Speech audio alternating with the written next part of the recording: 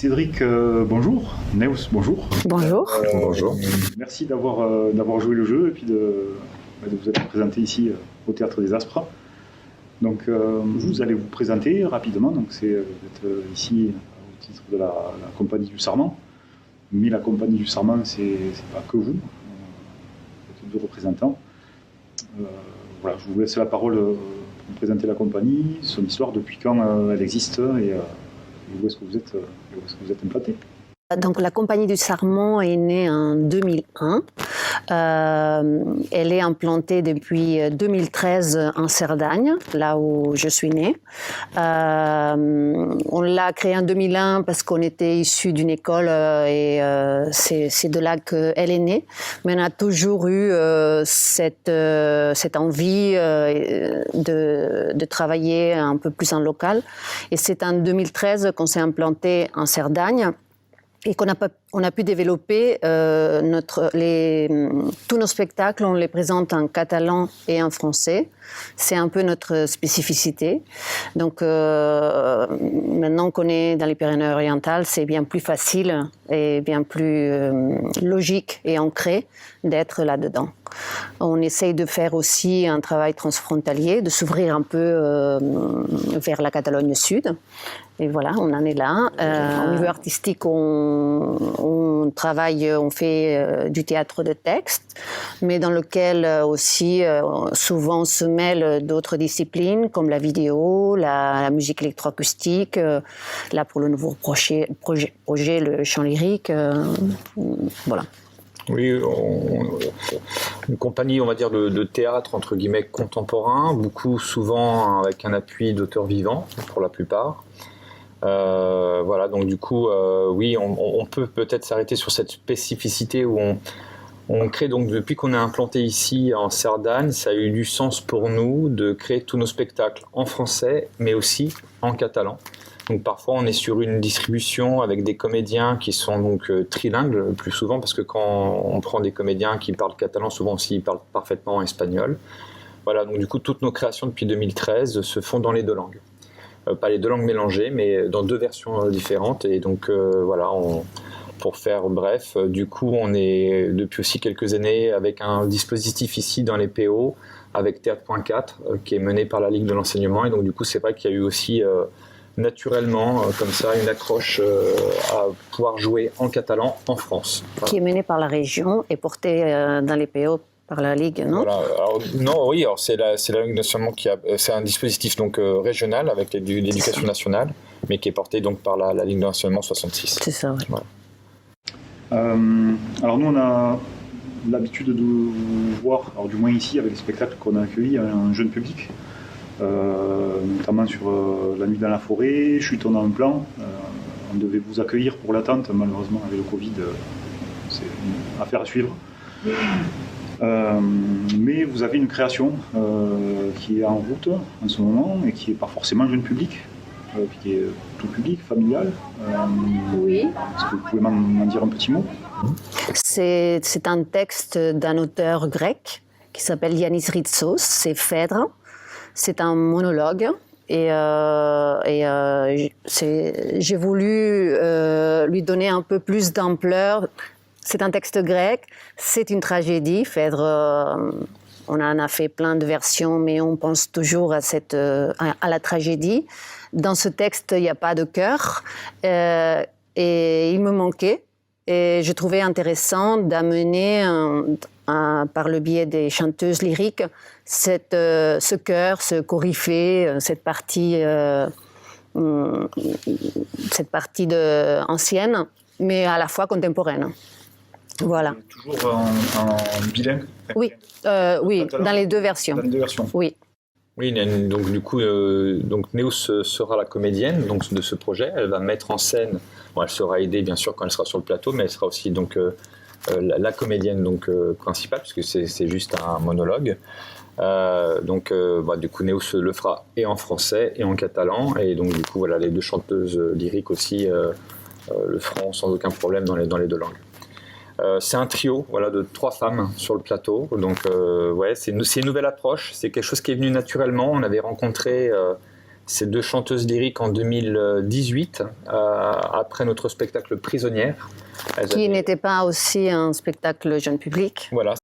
Voilà, donc c'est vrai qu'on est une compagnie où on n'est pas que sur une seule étiquette, soit du jeune public. On touche un petit peu à tout, aussi en termes de public, et surtout aussi dans les disciplines. Donc voilà, donc c'est la première fois qu'on va travailler avec un duo de chanteuses lyriques, voilà, donc avec une partition contemporaine. Ça va être en cours, puisque le démarrage des répétitions, alors il y a déjà eu un premier travail de dramaturgie qui a été fait à Barcelone avec le dramaturge Joan Casas, avec Neus, et on va commencer à aborder le plateau et le travail sur table en juillet 2021.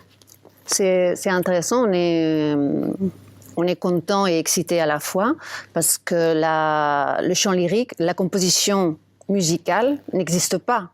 Et donc, ces 2 compositrices catalanes qui habitent en France, elles habitent à Lyon, toutes les 2, qui vont faire en tandem cette partition pour 2 chanteuses et un peu de musique électroacoustique.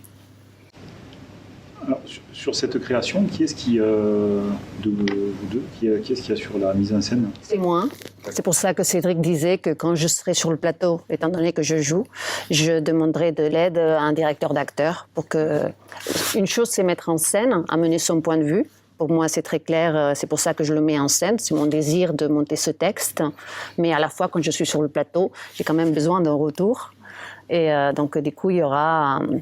Dans la version catalane, Jordi Coca, qui est un dramaturge et metteur en scène, enseignant catalan, va me donner son soutien. Et puis dans la version française, on trouvera aussi quelqu'un qui... on n'est pas encore... on a des idées, mais on n'a pas encore choisi. On a choisi et interpellé la personne, on va dire. Et donc, moi, je serai de mon côté, du coup, je porterai plus la production, la diffusion et l'administration sur, comme c'était le cas pour l'Attente, ce spectacle jeune public où je ne suis pas intervenu dans l'artistique. Pourtant, je suis quand même comédien de formation et parfois, donc, notamment dans La Nuit dans la forêt ou pour Chute où j'avais mis en scène ce spectacle. Voilà, mais là, ce sera le 2e spectacle où je n'interviens pas. En fonction de notre ressenti, de nos coups de cœur avec un auteur, un livre, une œuvre, etc., on décide de monter les projets et si on sent qu'on n'a pas notre place à ce moment-là, c'est des allers-retours entre artistique et production. C'est quelque chose qu'on fait assez bien. Bon, Cédric est toujours là. Je serai toujours là, oui, comme un œil extérieur, mais c'est vrai que j'interviendrai pas non plus quand même, comme sur l'Attente où j'étais vraiment en retrait. Mais ceci, par contre, c'est porter la diffusion, c'est quelque chose qui moi me passionne et ça marche d'ailleurs très très bien. On avait eu la chance en 2019 de faire Avignon, on l'a fait avec un grand succès. Malheureusement, la crise sanitaire nous a coupé net et court cette diffusion après sur 2020, mais voilà, ce n'est que des reports, donc on reste confiant et on garde espoir. C'est un petit peu ce que j'ai vu par rapport à la compagnie. Il faut dire un petit peu. C'est que vous avez plusieurs rôles tous les 2, soit acteur, soit metteur en scène, soit en administration. Oui. Est-ce que vous avez plutôt un rôle de prédilection sur la mise en scène ou sur le côté acteur, ou est-ce que c'est vraiment peu vous importe? Est-ce que c'est important pour vous? Vous arrivez à switcher de l'un à l'autre facilement? Étant donné déjà je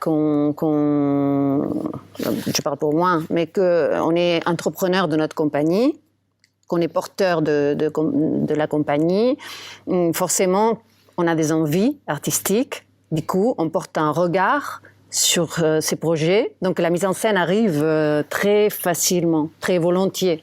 Tu as envie de le monter. Pourquoi? Comme ça, voilà, la mise en scène arrive. Après, par exemple, pour Phèdre, le texte, il est magnifique. J'ai envie de le défendre aussi sur le plateau. Je pense que j'ai le bon âge pour le porter. Parce que des fois, on a démarré en 2001, ça fait un petit moment. Tu étais plus jeune. Tu avais 20 et quelques années. Il y a des textes que tu pouvais moins jouer. En tout cas, tu n'avais pas l'âge. Et là, Phèdre, j'ai l'âge de Phèdre. Donc ça me fait plaisir quelque part. Donc du coup, voilà, c'était pour moi une évidence de le jouer aussi. après, on n'est pas arrêté nécessairement à l'âge du personnage. Non. On avait monté certains spectacles où les personnages étaient très âgés, 60 Oui, 4 femmes, un des premiers spectacles, on avait... 4 jeunes comédiennes, oui, et voilà, on n'est pas arrêté donc. Non, mais ça. là, c'est aussi une question de maturité, ouais, artistique. Oui. Tu te dis, bah, tiens, là, j'ai envie. Le switch, en tout cas, se fait facilement. On est en paix avec ça. C'est pas si je joue pas pendant 1 an ou 2 dans ma propre compagnie tous les spectacles qui vont être montés, c'est pas grave du tout. D'abord, c'est surtout avoir un vrai coup de cœur ou un vrai projet à défendre. C'est surtout ça qui compte pour nous, intellectuellement parlant. C'est-à-dire que là, du coup, on a envie de monter ça, c'est un vrai désir. On avait été confrontés comme ça parfois à des commandes sur certains festivals. On nous a dit regardez, on voudrait vous proposer ça, etc. Mais on leur disait toujours si nous, il n'y a pas coup de cœur avec le texte ou avec l'auteur, on ne pourra pas le monter. Donc ça, c'est vraiment un enjeu. Je pense que c'est aussi peut-être pour préserver cette idée de la passion. On travaille, on a la chance de travailler, bon, même si ça tout est un petit peu arrêté sur ces derniers mois, mais quand tout va bien, ou en tout cas quand tout ira mieux, c'est vrai qu'on est toujours lié à quelque chose d'assez passionnant. Ça, pour nous, c'est important. On ne veut pas monter quelque chose si on n'a rien à dire derrière. Ça, c'est important. Et pour la petite anecdote, pour cette histoire de switch entre nous, pour Chut, on a un plan. C'est lui qui devait jouer. Oui. Quand on a choisi Chut, on a un plan, moi je me suis dit, il a un côté clownesque que j'ai pas, parce que moi je pensais je suis plus tragédienne, et je me suis dit, il peut le faire, ça peut être rigolo. Et le premier jour de répétition, il était à 42 fièvre, grave à terre, on va dire. Une grippe carabinée.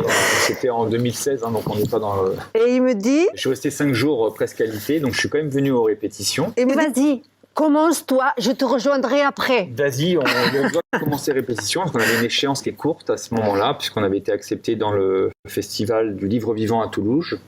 Et puis on avait déjà pas mal de préachats et de précommandes parce que c'est un texte jeunesse. Chris Houghton, c'est un. On l'a monté ici. On l'avait monté ici notamment, et donc du coup c'était pour les tout petits. Les répétitions, on n'avait pas le choix.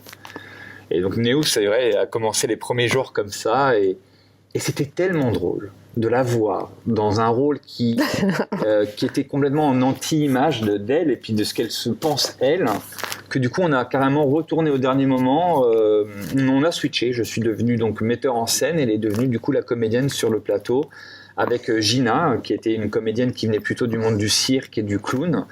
Et ça a été un vrai duo qu'on a découvert, même Sébastien qui ça s'est bien passé, oui, mais trouvait ça génial, on avait trouvé un duo. Quand on touche, à un moment donné, il faut savoir accepter ce qui se passe sur le plateau. Le plateau vous donne parfois des surprises inhabituelles, comme ça. On est dans l'ordre du spontané, de l'immédiat, où tout d'un coup, il va se créer une certaine magie sur le plateau. Pourquoi y retoucher ? Alors qu'il y avait quelque chose de magique qui se passe à ce moment-là. Et c'est vrai que c'est un projet qu'on a joué énormément depuis 2016 jusqu'en 2019, qui a beaucoup tourné. Et donc voilà. Voilà, on switch très facilement. 140 degrés nécessairement, mais oui. Petite question par rapport pour revenir à Phèdre. J'ai vu que ça correspond au travail transfrontalier. Vous travaillez avec une autre compagnie à Barcelone. C'est ça. Mesema, c'est une compagnie de chant lyrique et arsénique. C'est une jeune compagnie donc, qui souhaite interroger ça. On l'avait rencontré en 2018. Après Prisonnière, ouais. Où on avait un peu les mêmes élans de... Nous, on venait de travailler sur Prisonnière et elles avaient travaillé sur un projet qui traitait aussi de des plateaux de verre, des plafonds, pardon, j'ai cherché, des plafonds de verre, de l'émancipation de la femme, des violences faites aux femmes. Elle s'appelait Silence, Violence, Action. Oui. Donc c'était la thématique avec le chant lyrique. Et dès qu'on avait voulu monter un projet, qu'on n'a pas pu concrétiser. Mais l'envie de cette rencontre a perduré. Et du coup, on a eu envie de faire quelque chose ensemble.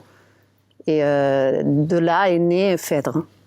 Et eux vous suivront, donc en espérant, et ça fonctionnera, j'en suis certain, vous suivront d'un côté comme de l'autre de la frontière. Oui, bien sûr. Oui. Oui, et puis on a réussi d'ailleurs déjà à obtenir un préachat et une programmation à Barcelone, donc dans un théâtre qui va donc nous suivre en 2022. C'était initialement prévu en 2021. Donc voilà, on a décalé donc du coup de 14 mois la création. Elle devait être prévue pour cette année. Et donc on a déjà un lieu, donc du coup ça c'est quand même vraiment bien en termes de visibilité. Et voilà, donc on va aussi utiliser tout ce dont elles disposent, parce qu'elles ont déjà joué dans une dizaine de salles importantes en Catalogne Sud. Voilà. C'est pour nous aussi une jolie opportunité de s'ouvrir en Catalogne Sud. De manière plus naturelle. Elles avaient envie de travailler avec nous, on avait envie de travailler avec elles, donc du coup on s'était dit si c'est pas ce projet-là, ce sera un autre. Et c'est vrai que le texte est arrivé comme ça par hasard. Le texte de Phèdre, donc Phèdra, du coup pour la version catalane, ce sera la première fois qu'il sera joué en catalan, parce qu'on connaît le dramaturge, donc il a traduit récemment, et que du coup voilà, c'est un peu aussi une avant-première en Catalogne pour ce texte-là. Merci. Juste alors, une question que j'aime bien poser aux artistes, parce que je trouve ça assez intéressant, qui n'a rien à voir avec les créations, mais qu'est-ce qui vous a poussé, l'un et l'autre, à faire ce métier? Forcément, c'est une passion pour tous, mais quel a été le moment déclencheur à un moment donné? Est-ce que c'était dans vos études? Est-ce que c'était plus petit? Est-ce que c'était un petit peu plus tard? Une lecture, un spectacle que vous avez vu? Qu'est-ce qui a fait que vous êtes maintenant sur les planches et à nous proposer de beaux spectacles? Moi, je suis née en Catalogne Sud, là-bas, dans un tout petit village, en Cerdagne, où il y avait très peu de choses à faire, et j'étais très active. Donc toutes les activités possibles, je les faisais. Et dont une très importante qui rassemblait, qui était vraiment intergénérationnelle, c'était Els Pastorets, ou la naissance de Jésus. C'est une pièce de théâtre, ici je pense pas qu'en France ça existe, parce que c'est un auteur catalan qui a écrit la naissance de Jésus avec un parodiant avec l'enfer, le ciel, ces deux bergers qui en fait adorent qu'on leur raconte des histoires la nuit de Noël, et du coup la grand-mère du mât leur raconte des histoires avec des démons, parce qu'il fait bon, il faut, si t'es méchant, et du coup ils tombent dans leur rêve, et dans ce rêve il y a Satanas, Lucifer, et ils doivent sauver.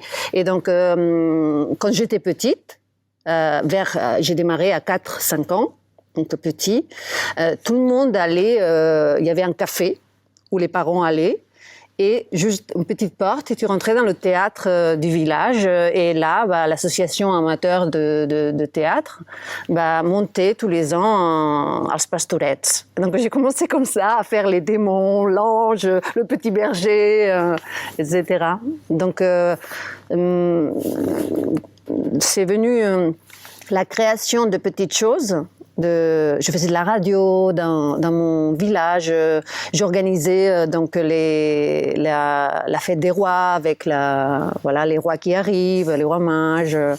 J'ai toujours été très entrepreneuse de choses dans le monde scénique, on va dire. Et du coup, après, j'ai commencé mes études naturellement.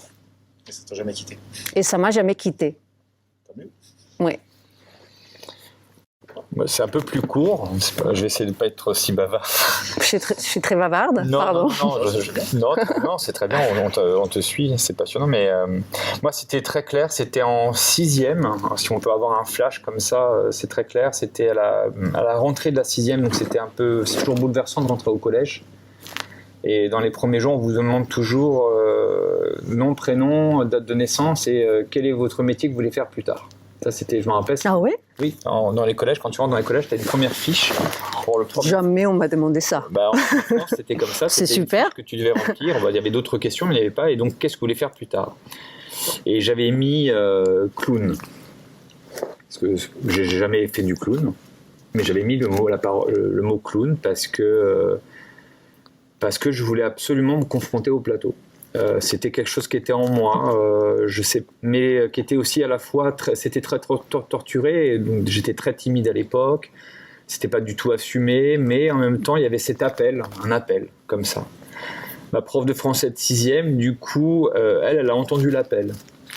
Et je me suis retrouvé, ça a été bien plus grande que la salle de là où on est dans le Théâtre des Aspres. C'était la salle, je ne sais plus comment elle s'appelle, mais c'était à Bondy. À l'époque, j'étais à Bondy, donc dans le 93. André Malraux, la salle André Malraux, qui était une très grande salle qui avait été inaugurée en plus avec Mitterrand à l'époque. Il avait inauguré cette grande salle magnifique. Et je me suis retrouvé à faire une pièce donc, de Achille Zavata, je crois, donc une pièce à un mime, donc travaillé, donc sans texte, un mime, que ma prof de français m'avait un peu forcé la main. C'était terrible. Et je me suis retrouvé seul devant tout mon collège. Tout le collège, donc il y avait plus de 500, 600 élèves, je ne sais pas la capacité de la salle, juste cette image encore où j'étais seul, comme ça, sur le plateau, avec des lumières, je ne savais pas ce que c'était des lumières, donc c'était 6e, donc je devais avoir 11 ans. Et j'étais face à tout mon collège, et j'ai fait mon mime de Achille Zavata qui a dû durer 5 minutes. Et depuis ce jour-là, ça a été traumatisant. Vraiment traumatisant. Donc à la fois beaucoup de souffrance, et en même temps je me suis dit c'est ça que je veux faire. Ça ne m'a jamais lâché. C'est tellement traumatisant que tu t'en es pas remis et tu es encore... Complètement. Et j'adore d'avoir le trac, c'est quelque chose d'une énergie extraordinaire qu'il faut savoir dompter et contrôler, mais oh là là, ça m'a marqué depuis. Mais difficile, hein, parce que après, quand vous êtes au lycée, etc., vous avez 18 ans, on vous demande qu'est-ce qu'il faut faire plus tard. C'était à l'époque du Ravel. Je ne sais pas si les jeunes aujourd'hui ne connaissent pas ce mot, Ravel, mais c'était avec le Minitel en plus qu'il fallait s'inscrire, un Minitel. Hein. Je m'en rappelle, mais voilà, et fallait que je mette fac d'histoire géo, fac de théâtre ou école de théâtre, c'était pas possible, c'était compliqué à ce moment-là encore, dans les années 90. Eh bien, Cédric, Néos, merci beaucoup d'avoir participé, de vous être prêté au jeu. Merci à toi de nous avoir invités. Voilà, j'espère qu'on vous retrouvera ici bientôt sur les planches ou dans un autre théâtre, dans un autre lieu. À très bientôt. Pensez à vous abonner, évidemment, à partager la vidéo, voilà. et à faire connaître les compagnies. Et à liker aussi. Liker là, le petit pouce. Tout ça. Voilà. À bientôt. À bientôt.